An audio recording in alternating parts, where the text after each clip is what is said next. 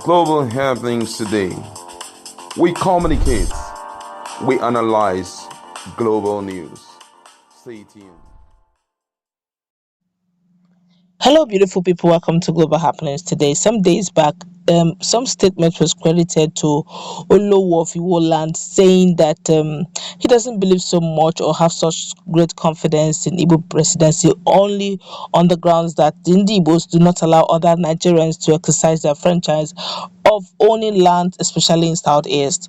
Well, Ohaneze Ndigbo slammed him and called him out over his statement on Ndigbo in generality, simply because he was being, instead of being apolitical, but he had actually have a particular person which he would have preferred to be the president of Nigeria from the southwest. Well, it looks like Olowo of Iwo land is not letting any issue to lie low. In fact, it's calling out the indigenous people of Biafra and making very heavy demands from Ohaneze Ndigbo.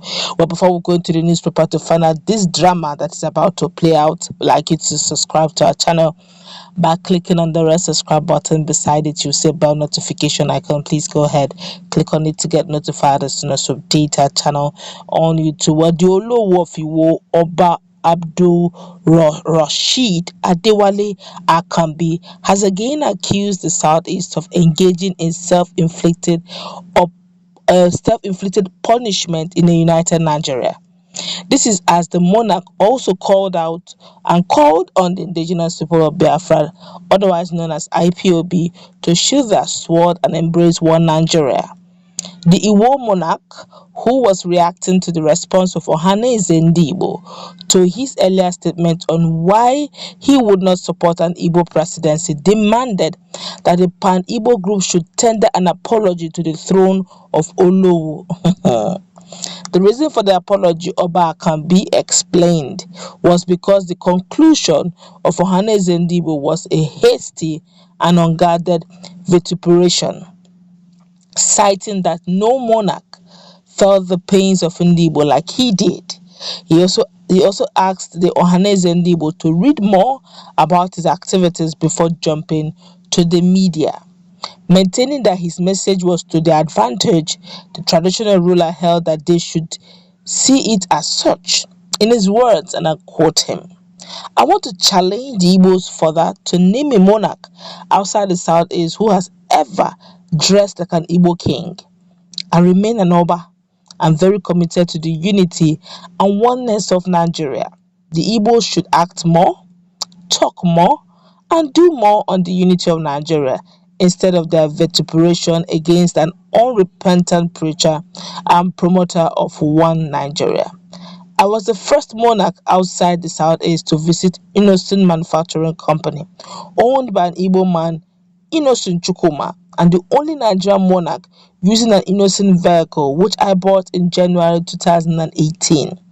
I went further to advertise and promote the Made in Nigeria vehicle on highway billboards throughout the country on my personal expenses." Oba Akambi, who lamented that he was surprised Ohaneze Ndigbo could picture him as dividing Nigeria, added that he has cordial relationships with respected monarchs and personalities from the Southeast. While stressing as well that he never said Igbos can't produce the president, he explained that there was need for them to re-strategize. "I appeal to the indigenous people of Biafra to sheathe their sword and embrace one Nigeria. Our diversity is a strength we must be smart with and convert it to advantage. Achieving one Nigeria is a collective responsibility. I challenge Ohaneze Ndigbo to take responsibility. Appeal to the indigenous people of Biafra IPOB and the Eastern Security Network ESN to cease fire. It is then that we will know we are all Nigerians in Nigeria and enjoy a better sense of belonging.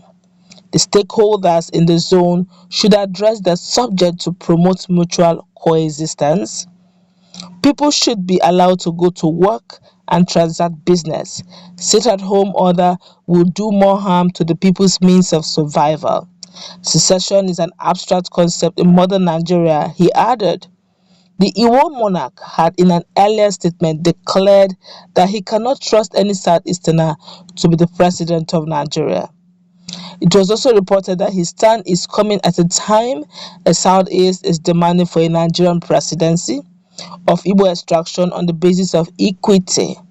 He noted that the sit-at-home order issued by the members of the Eastern Security Network (ESN) was not only inimical to their survival but also to the growth of the nation. Well, just a quick one though. Let me say this. He's saying that the sit-at-home order that was issued by the Eastern Security Network, I guess they're mistaking. There's a case of mistaken identity here. Eastern Security Network, I don't think they've ever spoken before. It's either it is IPOB, Media and Publicity Secretary, or the DOS, or Sima Powerful, or it is Chika Nworo. Those are all part of IPOB and DOS. Or you're looking at autopiloters like Simon Ekpa and the likes. But rarely do I hear, or rarely do anyone even hear that ESN have spoken. Rarely, really. But so just an observation anyway. But for him saying that sit-at-home order was being issued by ESN, maybe it's mixing it up. Right now, IPOB had actually suspended the issue of sitting at home for a very long while now, but it's actually on autopilot, of which Simon Ekpa is championing that. What if you look at what he was saying, the monarch of Iwo land, Akambi, or Oba can be. He's saying that if there's anybody who has believed in one Nigeria, who have always been promoting Igbo produce, product, who have been championing for the Ndigbos, has always been him. That they should check well. He uses innocent motto. That's because he believes in one Nigeria, and he believes, why shouldn't we? It doesn't matter where you're from. If it is made in Nigeria, then it is Nigerian product. Everyone should use it regardless of the region or where it is coming from. If you ask me, it makes a lot of sense.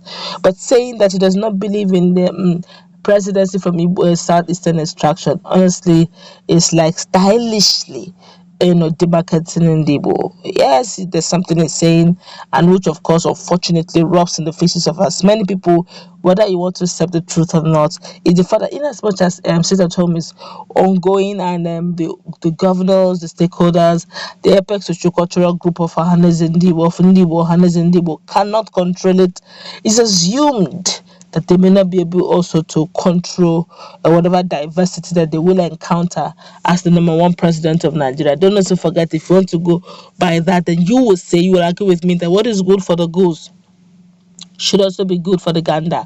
If the same thing happened in the days of Boko Haram, when the present president of Nigeria, President Muhammadu Buhari, was not the president and wants to come in as the president, and he was given that allowance, so to speak, that vote of confidence to come and being a retired general, to come and see how he can secure the issue of security, to wipe it all out. Then I think it's so good also that an Igbo man should also sit on that throne to say he can also wipe the issue of sit at home and issue of insecurity in Southeast and the other part of the country. So you see, let's be careful how we start something so that it do not amount to injustice in the eyes of many. That's what going to wrap it up. Let's meet in our conversation. What's your take? Do you agree with the stand of Iwo about